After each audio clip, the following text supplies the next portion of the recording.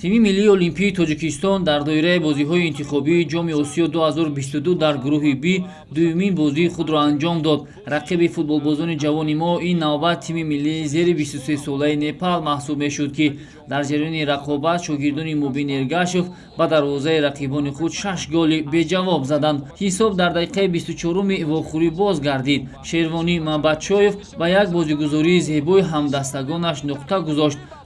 баъди боз шудани ҳисоб ҳайати мунтахаби олимпии кишвар аз лиҳози рӯҳию равонӣ ба худ бештар эътимод пайдо карданд ва зуд ба ҳуҷум мегузаштанд, ки дар натиҷа зарбаи зебои Шарафҷон Солеев ба гол табдил ёфт. баъд аз 7 дақиқаи голи Шарафҷон ҳамнагари ҷавон Рустам Соиров низ муаллифи гол гардиду бо ҳамин натиҷа қисмати аввали вохӯрӣ ба анҷом расид.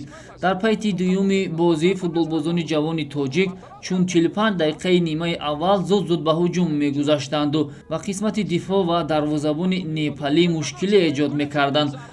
ҳамин буд ки дар дақиқаи 61 тӯб бори чаҳорум вориди дарвозаи рақибон шуд. гол дар исми узви дигари тими олимпии кишвар Муҳаммадалӣ Азизбоев навишта шуд. дар дақиқаи 67 вохӯрӣ бошад, футболбозони ҷавони непалӣ дар ҷаримаҳгоҳи худ қоидаи бозиро вайрон карданд, ки довар пеналти таъин кард. муаллифи ягона гол дар бозии гузашта бар дарвозаи тими миллии то 23 солаи Лубнон Ваҳдат Ҳанонов зарбаи ҷаримавии 11-метраро ба гол табдил дода ҳисобро 5-0 намуд. дар дақиқаи 72 дидор бошад, муаллифи партофти головар дар бозии аввал Эмомалӣ Аҳмадхон бо зарбаи ҳадафраси худ ба натиҷаи ин дидор нуқта гузошту ғалабаи бузурги тими миллии тоҷикистон бар ҳамсолонашон аз Непал ба қайд гирифта шуд. чун бозии гузашта дар ин вохӯрӣ низ мухлисони зиёд барои дастгирии тими миллии олимпии тоҷикистон омада буданд ва ҳар як ҳаракату бозии зебои футболбозони ҷавонро дастгирӣ намуда бо шеру суруд ва таронаҳои ватандӯстона ҳайати мунтахаби ҷавонони зери 23 солаи тоҷикистонро рӯҳан ҷонибдорӣ мекарданд. Мы дали отдохнуть некоторым ребятам перед игрой с Ираном, но, к сожалению, те футболисты, которые вышли во втором тайме, они немного, так скажем, были не готовы.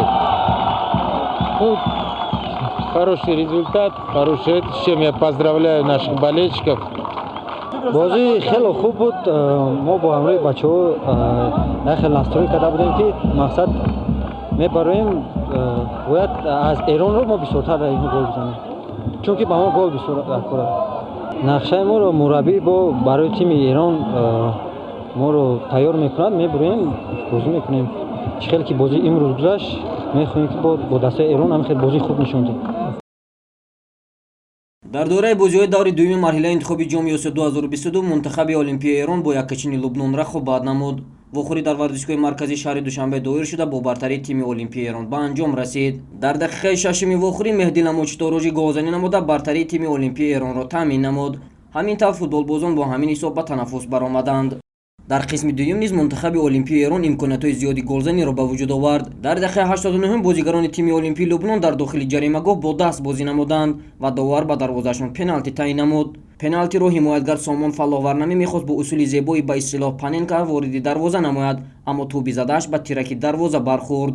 дар дақиқаҳои изофагӣ саҳеҳтараш дар дақиқаи 94 ҳимоятгар Милодкор голи дуюми мунтахаби олимпияи Эронро ба ҳадаф расонида ғалабаи бовариноки тимашро дар ин вохӯрӣ таъмин намуд.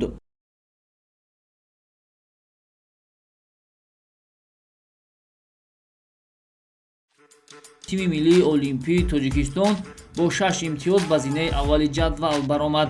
Эрон низ 6 имтиёз дорад, аммо аз лиҳози таносуби тӯбҳо дар зинаи дуюм қарор гирифтааст. акнун тақдири роҳхати даври ниҳоии ҷоми осиё 2022 миёни футболбозони то 23 сола дар даври охир ҳал мешавад, ки мунтахабҳои футболи ҷавонони тоҷикистон ва Эрон байни ҳам рақобат мекунанд.